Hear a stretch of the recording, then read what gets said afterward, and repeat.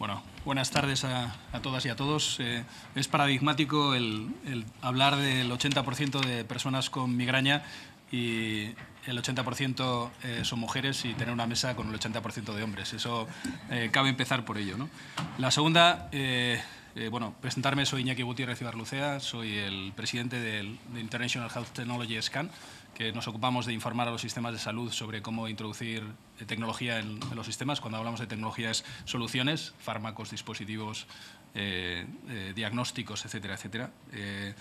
Y me ha parecido muy relevante también la primera mesa de presentación, porque ha puesto sobre la mesa una cosa que entiendo que es muy importante, que es la importancia de la atención primaria en este país. Y además un país que tenemos una salud y un sistema de salud, y hago el enfoque en el sistema de salud y no en el sistema de sanidad, y va a ir en relevancia parte de lo que vamos a estar tratando y probablemente uno de los problemas de por qué la migraña no está en la agenda política y social, ¿no? Y la otra cosa que sorprende es que la portavoz o la presidenta de la Comisión de Sanidad y Consumo, probablemente las palabras también tienen su importancia de cara luego a la selección de dónde ponemos el foco, ¿no? Y ahora estamos hablando a nivel de Europa de los Objetivos de Desarrollo Sostenible y el One Health y otras cuestiones importantes como salud en todas las políticas. Y me parece que debemos de poner más el foco en lo que llamamos salud y no tanto en sanidad. Y las palabras muchas veces tienen su importancia. Y como hablamos de sistemas de salud, hablamos de prevenir, de promover, de identificar, de tratar y de cuidar, que creo que es parte de las cosas que los profesionales sanitarios y los profesionales de salud lo tienen dentro de el caso de los profesionales médicos, lo tienen dentro de su juramento hipocrático, ¿no? Sin más, y no quiero acaparar la mesa, me gustaría entrar en el debate, que entiendo bastante rico, además con representación múltiple. El doctor Pablo Irimia, de la coordinación del Grupo Español de Estudios en Cefalea de la Sociedad Española de Neurología. El doctor Pablo Vaz, médico de familia y coordinador del Grupo de Trabajo de Neurología en Semergen. José María Serra, miembro del Grupo Coordinador de Atención del Paciente Neurológico de la Sociedad Española de Farmacia Hospitalaria. Y Verónica Sáez, que es una persona con migraña. Tenemos un montón de preguntas que hacer y sí quisiera que cada uno de ellos fuera conciso y que lanzara mensajes que pueden ser mensajes fuerza a la audiencia y obviamente a la sociedad. Y la primera sería, si estamos hablando de que la principal puerta de entrada a la atención primaria es la atención primaria y es digamos, el foco o la ventana al que tienen los pacientes para acceder a nuestro sistema, ¿conocen suficientemente los médicos o los profesionales de atención primaria la migraña y sus síntomas para realizar un diagnóstico certero? Y empezaríamos por mi izquierda. No sé si tengo que coger el micrófono, ¿no? Sí, entiendo que sí. Hola, ¿qué tal? Bueno, yo esta pregunta, la verdad que la voy a responder casi más como paciente, porque, bueno, como paciente no usuario, porque yo trabajo en atención especializada y, lógicamente, cuando yo recibo al paciente, pues lleva ya un recorrido largo, ¿no?, por la atención primaria y por la oficina, porque en el hospital, como todo el mundo que está aquí, damos ya el fármaco pues cuando el paciente pues le han diagnosticado ya con migraña crónica. Entonces, bueno, pues yo creo que sí, que el médico de atención primaria está suficientemente formado, y lo que creo que falta son recursos, que haya más gente y que tenga más herramientas para poder llevar a cabo, pero está clarísimo, vamos, yo creo que el problema no son los médicos, sino los recursos. ¿Estaríamos de acuerdo? Bueno, yo a riesgo de enfadarme con Pablo, que es médico de atención primaria, yo diría que sí que hay un problema, ¿no?, desde el punto de vista de atención primaria en el diagnóstico. Nosotros en neurología recibimos pacientes referenciados desde atención primaria que tienen migraña desde hace mucho tiempo, y en el volante que se envía solamente pone que tienen dolor de cabeza o cefalea, es decir, no tienen un diagnóstico y por lo tanto no han iniciado un tratamiento. Y el problema, como siempre, ¿no?, tiene pues varios aspectos. El primero es la formación de los médicos, en el sentido de que ahora mismo en las universidades son muy poquitas las horas que se da para aprender a diagnosticar y tratar una enfermedad tan frecuente y tan discapacitante. se calcula que más o menos a lo largo de 6 años de carrera de medicina los alumnos reciben información sobre migraña durante 2 horas, lo cual probablemente es bastante insuficiente. Por otro lado, el médico de atención primaria tiene que atender multitud de enfermedades y, evidentemente, no puede ser un experto en todas ellas. Lo que habría que facilitar son canales de una comunicación adecuada para que el médico de atención primaria pudiera diagnosticar a algunos pacientes con rapidez y aquellos en los que hubiera dudas diagnósticas, problemas, tuviera un acceso sencillo con los neurólogos para que pudiéramos nosotros ayudarles en el tema de diagnóstico y tratamiento. Y de alguna forma estos defectos de comunicación y formación son, como se ha dicho al principio, muy diferentes dependiendo de dónde el paciente viva. Es decir, hay una gran inequidad en cuanto a la posibilidad de que un paciente sea diagnosticado con rapidez y tratado de forma adecuada.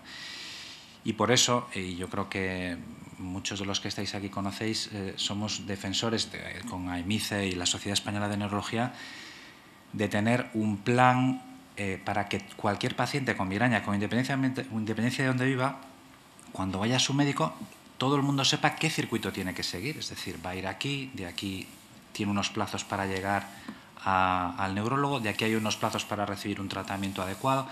Y, sin embargo, eso no está definido. En España no está definido. De tal forma que un paciente puede ir de una visita a otra con un diagnóstico de cefalea, excluyéndole permanentemente que no tiene nada grave. Es decir, usted no tiene un tumor, usted no tiene... El escáner es normal, pero si no recibe el diagnóstico de migraña, no va a iniciar tratamiento. Y esa espera llega a ser hasta de 7 años. Y eso es lo que de alguna forma tenemos que romper. Y no es un problema de un grupo de médicos en concreto, sino es un problema que parte de la formación, que llega al médico de atención primaria y que desemboca también en una falta de comunicación entre las diferentes especialidades. Y creo que los planes estratégicos lo que tienen es la virtud de alguna forma, permitir que se sepa cuál va a ser la ruta que tiene que seguir un paciente y ayudar a que ese recorrido sea igual con independencia de dónde vivan las personas. Luego Pablo va a tener un minuto menos, creo. Desde el punto de vista de los médicos de atención primaria, ¿cómo estaríamos? ¿Es cierto lo que dice el otro Pablo? Bueno, tenemos la capacitación suficiente para atender cualquier patología de este tipo y yo creo que en la mayor parte de los centros de salud está garantizada una cobertura de calidad. Es verdad que hace falta formación y, como en una patología que va evolucionando y se va innovando y van apareciendo nuevas perspectivas terapéuticas, pues necesitamos tiempo para poder formarnos y tiempo para el paciente. Hace poco estaba fuera de España en otro foro y defendiendo la atención primaria en España, no era capaz de nuestros compañeros o colegas europeos de ver cómo podíamos atender a un paciente en 5 minutos, que es el tiempo que tenemos y disponemos para cada uno.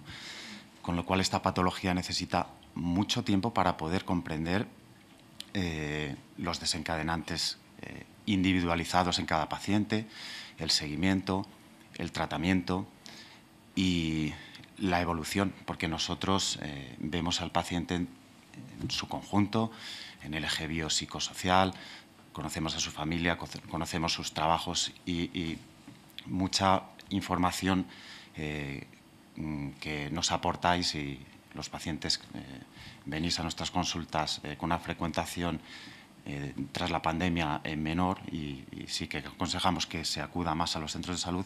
Eso nos permite tener una cierta ventaja sobre nuestros compañeros neurólogos. Por tanto, ese es un aspecto importante, además de lo que ha comentado Pablo, de la coordinación entre niveles, que siempre se ha hablado, y es verdad que es un tema histórico, pero que necesitamos ayuda por parte de todos para poder mejorar la calidad de vida de nuestros pacientes dentro de la atención primaria. Bueno, hemos visto lo que nos dicen los profesionales sanitarios y la experiencia de los pacientes. ¿Cómo es? Bueno, pues yo como paciente con migrañas desde hace más de 20 años he pasado un poco por todo, ¿vale? Por todo tipo de tratamientos y por muchos especialistas. Entonces, me he encontrado médicos de atención primaria que me han sabido dar un poquito de información o que me han facilitado el acceso a poder tener cita con un neurólogo especialista para que me tratara y me diagnosticara a tiempo, ¿vale? Y me he encontrado con otros, o como también tengo muchos compañeros, que me dicen, es que he ido al médico de atención primaria y, bueno, lo consideran como un dolor de cabeza más, te recetan paracetamol o ibuprofeno y te vas a tu casa. Y te dicen, si ves que esto aumenta, pues vuelve y volvemos a empezar. Y esas personas puede que tarden mucho en conseguir una cita con un especialista neurólogo, ¿vale? Para que puedan tratar su caso, porque es que no puedes, cada caso es muy distinto, o sea, necesitamos que alguien nos analice específicamente y que nos trate con mucho cuidado para saber qué va a funcionar contigo, ¿vale? Entonces, es un poco, me he encontrado con falta de información. A veces si vas tú con esa información y la proporcionas y dices, mira, me han informado de que hay este tratamiento, son estos medicamentos, ¿qué puedo hacer para acceder a ellos? ¿Vale? Pero si tú vas sin conocimiento y tu primera puerta de entrada es el médico de atención primaria, dependemos totalmente de su información y de su conocimiento para poder dar el siguiente paso, ¿vale? Y seguir con el tratamiento o que te empiecen a diagnosticar. Y eso a veces tarda mucho en ocurrir, ¿vale? Muchos pacientes pues, tienen acceso a un seguro privado, una consulta privada y lo pueden hacer de forma un poco más ágil y otros tienen que esperar durante meses o años a que se les dé la oportunidad de empezar a ser tratados. Entonces, para mí la clave es la falta de información. Gracias, Verónica. Hemos hablado de información, de recursos, de formación, de demanda de tiempo, organización, podría ser, en el Sistema Nacional de Salud. Teniendo en cuenta todas esas cuestiones, ¿qué podemos hacer para mejorar el diagnóstico y para acceder de una manera más fehaciente a los tratamientos? Desde la parte farmacéutica. Desde la parte farmacéutica, como he comentado, lo más importante para mí son los recursos, que es lógico, ¿no? Si no hay recursos, si no hay tanto además dinero para contratar material sanitario como recursos en cuanto a médicos, farmacéuticos, enfermeras. Y luego yo pues sí pediría, o realmente diría que es muy importante que haya una coordinación tanto a nivel de atención primaria, atención especializada, como dentro de las consultas de cefalea, pues porque claro, es muy fácil decir, y bueno, que creo que me estoy adelantando a la siguiente, pero tú puedes montar una consulta de cefalea si la puedes montar en un pueblo, pero en ese pueblo igual no hay una unidad de dispensación de fármacos o no hay una enfermera que... entonces yo creo que debemos ver la patología y el tratamiento desde pues, una forma global. Hablaríamos, por tanto, de equidad, justicia en el acceso, establecimiento de una organización. Desde el punto de vista desde la primaria, teniendo en cuenta que hay pacientes no diagnosticados o infradiagnosticados, incluso según las cifras que ha dado Elena anteriormente, estamos hablando de que pacientes pasan por 2 o 3 especialistas antes de entrar en el circuito y que finalmente se les ponga una etiqueta y finalmente reciban el tratamiento. ¿Cuáles serían las posibilidades que podríamos tener para que ese circuito sanitario se mejorara?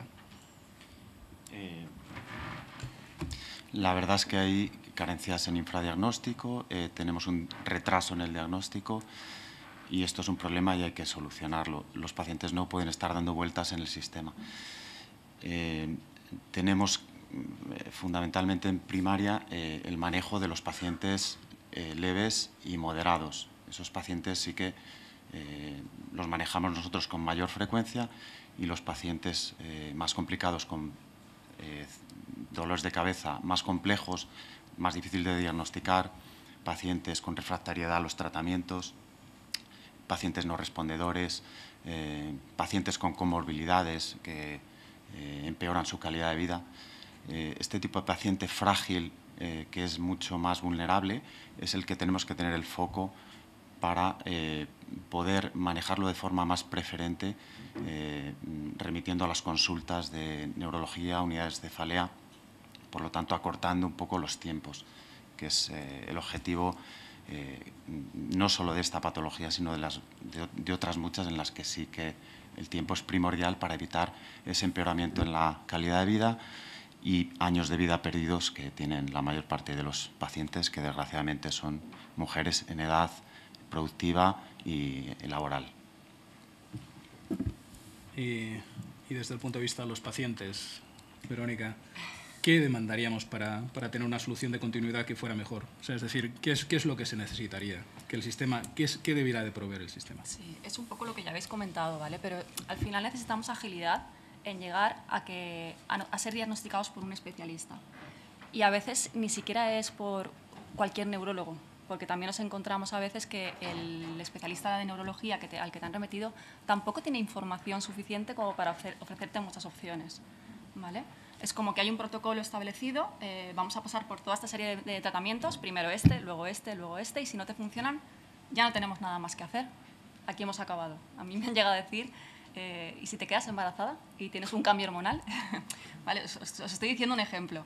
Al final es como, realmente, supongo que habrá gente que le funcione, por supuesto, porque confío en eso, pero no todos los tratamientos preventivos que estamos recibiendo son eficaces o son efectivos.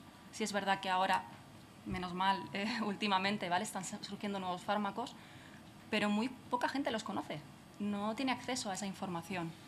Y es lo que decía, por eso para nosotros es primordial que tanto en atención primaria como sobre todo los especialistas de neurología nos abran las puertas y nos den información y que nos den acceso a todo tipo de tratamientos y a un seguimiento en el que no tengas que esperar 6 meses o un año para volver a recibir una cita.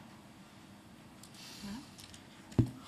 Sobre la base de lo que comentaban también tanto desde farmacia hospitalaria como desde primaria, el tema de los pacientes con migraña crónica o aguda, ¿tendría interés abrir consultas específicas, unidades específicas de cefaleas que cubrieran? Y luego, ¿cómo eso permearía? Porque la otra que estamos viendo que es un problema de organización y es un problema de información y de formación, ¿no?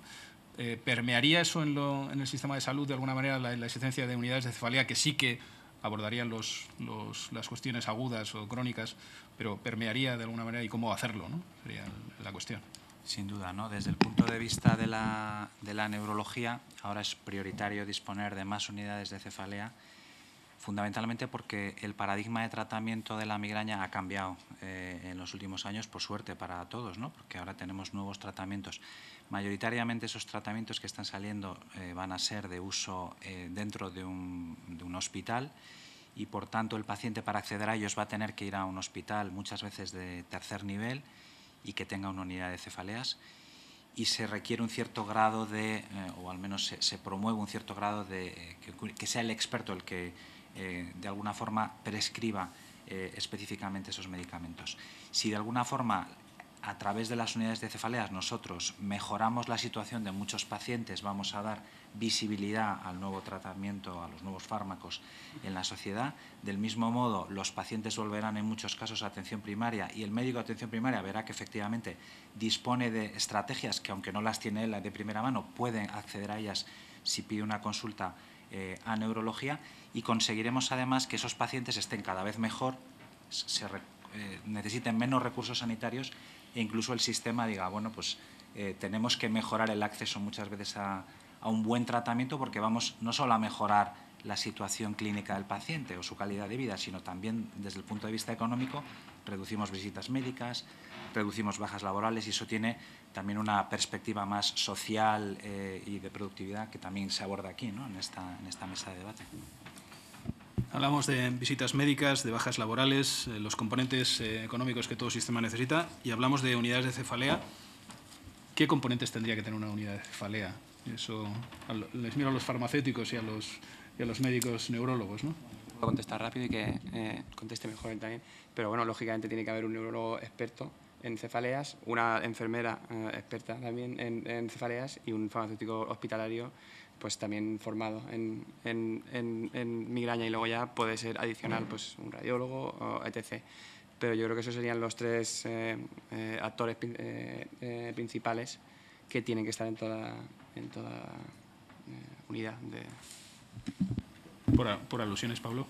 Sí, a ver, las unidades de cefaleas, desde la Sociedad Española de Neurología, nosotros hemos definido ya lo que es una unidad de cefaleas, que evidentemente es un grupo de personas que van a atender de forma integral al paciente, que normalmente, por la necesidad de pruebas complementarias, también de diferentes tratamientos, tiene que tener acceso pues a diferentes especialistas, el paciente con cierta rapidez, y evidentemente los que habitualmente van a dirigir estas unidades de cefalea van a ser los neurólogos, que son los que tienen mayor grado de interés por la enfermedad y que además no solo están atendiendo pacientes, sino que también tiene una cuestión de investigación y de buscar nuevas alternativas terapéuticas en el futuro para los pacientes.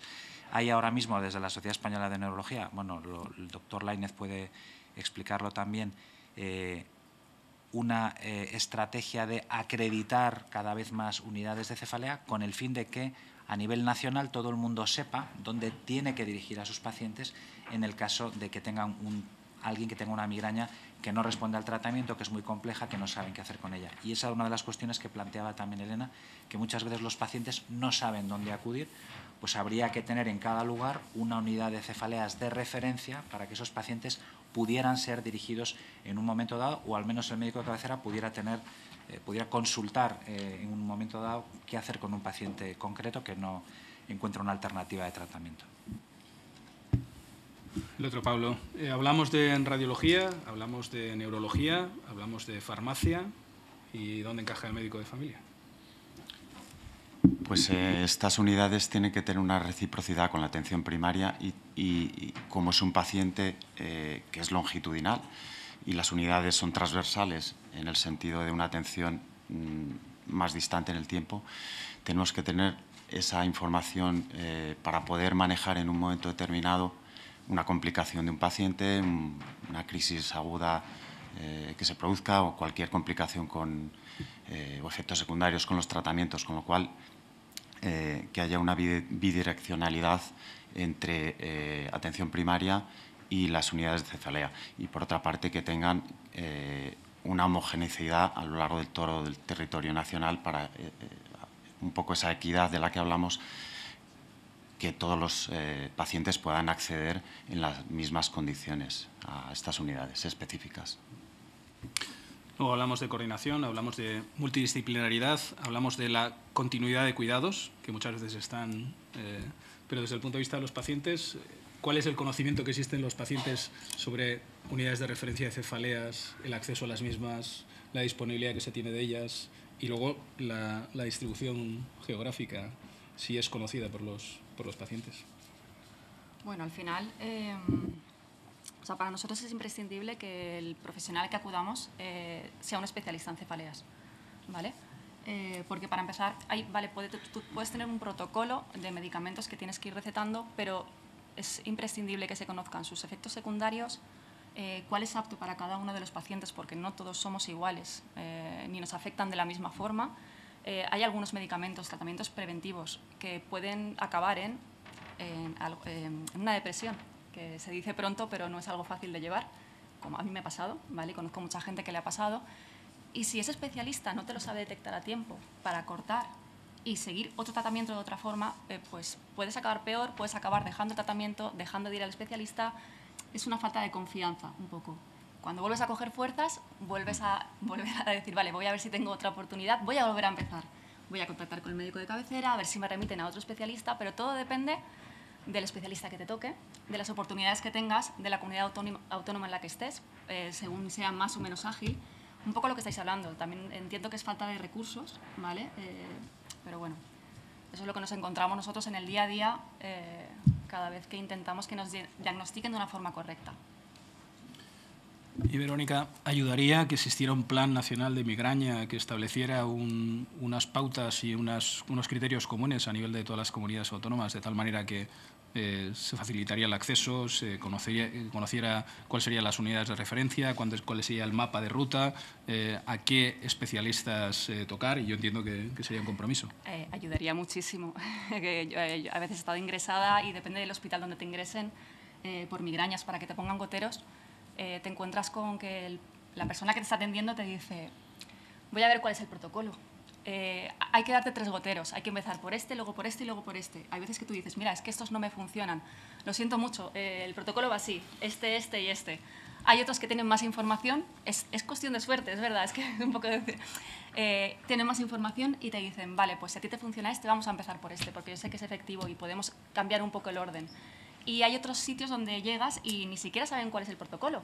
Entonces tienen que avisar a otra persona para ver de qué forma pueden tratar tu dolencia, ¿vale? Una vez llegas al punto de tener que ir a urgencias para que te ingresen durante 3 días para ponerte goteros. Entonces facilitaría mucho que todos tuviesen un plan, ¿vale? Y además que estuviese interrelacionado, que hubiese comunicación, que no tenga que ser el paciente el que tenga que ir a averiguar de forma independiente, a ver qué puedo hacer con el médico de cabecera, a ver qué puedo hacer con el especialista de neurología, a ver qué me dicen en el hospital, en urgencias. Gracias, Verónica. El estudio que ha presentado Elena de la European Migraine Health Alliance pone de manifiesto que muchos de los pacientes con migraña tardan más de 5 años en recibir un tratamiento, vamos a decir, adecuado, por lo menos que le responda a sus necesidades. ¿Qué valoración hacéis como farmacéuticos de ello? Bueno, yo lo que quería comentar, que ya lo ha comentado Pablo, que es en los últimos años se ha producido un cambio en el paradigma y, bueno, creo seguramente que están conmigo, en que es básicamente gracias a la aparición de los nuevos anti-GCRP. Entonces, bueno, yo creo que el problema es que aparte de que el paciente, bueno, pues tiene un recorrido largo hasta que se le diagnostica, también el paciente creo que muchas veces le estamos dando fármacos de forma inútil y le está haciendo perder un tiempo, pues como ha comentado ella, que bueno, pues una persona que a la semana tiene un episodio solo de cefalea, pues si haces un cómputo global, pues se pierde bueno, momentos en su vida, ¿no? Yo, por ejemplo, digo siempre que no sería tan simpático como soy si tuviera todos los días dolor de cabeza, porque yo, vamos, empatizo con ellos y sin embargo tenemos la suerte que, igual que ha comentado ella, que no ha cambiado nada en los últimos 20 años en cuanto a la percepción social, sí que ha cambiado en cuanto a la ciencia y creo que tenemos que aprovecharlo. Y pues no sé si hacer los criterios de acceso al fármaco un poco más laxos o, bueno, eso es lo que yo considero. Sí, ahora que estamos hablando de resultados desde el punto de vista de los pacientes, los famosos PROMs o la experiencia de los pacientes e incorporarlo dentro de los valores del sistema de salud, tenemos un acceso y ella, bueno, Verónica refería el que bueno, llegó a un centro sanitario incluso en un episodio agudo y hay un protocolo y me imbuyen en el protocolo y accedo al primer fármaco, al fármaco de primera línea, ¿no? ¿Tenemos los criterios claros y en todos los sitios sobre qué criterios aplicar, Pablo? Bueno, en principio hay guías de tratamiento que deberían ser comunes en todos los lugares, pero que muchas veces no han conseguido alcanzar tanto los hospitales ni todos los médicos y, por tanto, bueno, pues puede que en algunos lugares se traten las cosas de una forma diferente. Yo querría decir que, bueno, de alguna forma lo que explicaba antes José María era tenemos ahora unos nuevos fármacos que han cambiado el panorama de tratamiento de la migraña. Tenemos ahora la oportunidad también de mejorar un poco la visibilidad de la migraña con todas estas iniciativas. Yo creo que es el momento de inducir un cambio real y yo realmente no soy capaz de ver un cambio si el cambio no se produce a todos los niveles. Es decir, si no conseguimos cambiar desde la visibilidad de la migraña, pasando por la formación, llegando a la creación de unidades de cefaleas de arriba a abajo, me parece que no vamos a conseguir gran cosa. Los neurólogos más veteranos que yo todavía soy un tío bastante joven, lo que dicen es que muchas veces se han hecho planes de atención para la migraña, se han hecho planes de formación y cuando ellos evalúan la situación antes de hacer un plan de formación, me refiero a guías nuevas de tratamiento, etcétera, no consiguen un cambio real en la situación de los pacientes. El cambio real debe ser un cambio a todos los niveles, no solamente es decir, vamos a actuar sobre atención primaria, no, vamos a actuar sobre atención primaria, vamos a actuar sobre la farmacia comunitaria, vamos a actuar sobre la farmacia hospitalaria, vamos a actuar en las unidades de cefaleas y vamos a actuar sobre la sociedad para que entiendan lo que es el problema de la migraña. Yo creo que esa es la virtud que puede tener un plan estratégico nacional. Sobre esta base, consideraríamos desde el punto de vista de los pacientes que hay un uso inadecuado de los recursos en el sentido del acceso a los tratamientos y, por tanto, una ineficacia en este sentido. Sí, a ver, por la parte de los medicamentos, que si hacemos un mal uso de ellos, ¿vale? A ver, al final nosotros lo que hacemos es cumplir un poco lo que nos dice el neurólogo, ¿no? El especialista, que nos dice, vamos a empezar por aquí, tú llegas con una crisis de migraña muy grande, estás muy cronificada, vamos a hacer un tratamiento de choque. Entonces, tu día a día se convierte en una dosis de medicamentos con tratamientos preventivos que no sabes muy bien o no entiendes muy bien. A veces te lo explican muy bien y otras veces no tanto, pero tú te estás tomando un antidepresivo o un antiepiléptico. Y dices, pero yo tengo migrañas. Entonces, nada, tú te sobremedicas o incluso te dicen, cada vez que tengas una migraña, una crisis de migraña, tómate el triptán. Yo a veces tengo 20 días al mes de migrañas. Yo no puedo tomarme 20 triptanes porque al tercer día el triptán me deja de hacer efecto, ¿vale? O incluso a veces dices, vamos a ver si con 2 triptanes distintos a mí me funciona. Cuando uno no me funciona, vamos a pasar al siguiente. Pues hay neurólogos especialistas que te dicen, no entiendo por qué tengo que darte 2 si uno te funciona solo por ese. Lo que quiero decir es que a veces no damos con el tratamiento adecuado y muchas otras veces somos los pacientes los que claudicamos y decimos, mira, esto no me funciona y puede que hasta nos automediquemos diciendo, de perdidos al río, pues voy a probar con esto. Sí, hay un mal uso de medicamentos por ambas partes, pero porque no acertamos con la solución. Luego hablaríamos de la búsqueda de la personalización, ¿no? De alguna manera. Y Pablo, el grado de conocimiento de los nuevos fármacos por parte de los médicos de atención primaria y el grado de uso y la capacidad que tienen ellos de prescribir, ¿en qué punto estaríamos ahora? Hablamos de los anti-GGRP, ¿no? ¿Y en qué punto estaríamos ahora? Fuera parte de que, obviamente, entiendo que tendría que estar prescritos inicialmente por un especialista. Sí, actualmente son fármacos de uso exclusivamente hospitalario, pero cada vez se van a innovar más moléculas de uso vía oral y que se van a dispensar en farmacias con o sin la prescripción hospitalaria. Ahí se abre un debate, ¿no? Entonces, los hemos de conocer y hemos de manejarlos. Actualmente el conocimiento es muy escaso a todos los niveles de la atención primaria, no solo por profesionales médicos, sino enfermería o el resto de los que trabajamos en los equipos de atención primaria. Por tanto, hay una carencia formativa en innovación en ese sentido y estos fármacos vamos a tener que manejarlos porque además el paciente puede ser hipertenso, diabético, tiene otras patologías, tenemos que saber si interfiere, tenemos que conocer e individualizar esos tratamientos para poder usarlos de la mejor forma con racionalidad. Por tanto, se abre también una puerta en atención primaria para que estos pacientes pasen a que los manejemos también nosotros mejor. Gracias, Pablo. José María, y en el caso del acceso, desde el punto de vista de todas las farmacias tienen acceso a esos nuevos fármacos, ¿es algo común? ¿Hay diferencias entre comunidades autónomas? ¿Encontramos una barrera al acceso de alguna manera? Pues como en todas las patologías en sanidad, sí. Lógicamente yo tengo la suerte de estar aquí en un hospital mediano, grande en Madrid y contamos con los que hay ahora mismo en el mercado, con los 3. Pero sí me consta que algún compañero que trabaja en un centro pues, que es más pequeño, al neurólogo incluso solo le permiten tener uno. Si falla, pues ya no puede hacer switch. Cuando se ha demostrado que hay pacientes que pues, si fallan a uno pueden mostrar la respuesta tanto al segundo como luego una tercera vez. Y pues respondiendo a la pregunta, si no hay un reparto pues eso, como debe ser, equitativo. Vale. Y en el acceso a los especialistas les pasaría lo mismo, o sea que, digamos, desde la farmacia hospitalaria les indicarían o les darían todas las opciones existentes o no sería el caso.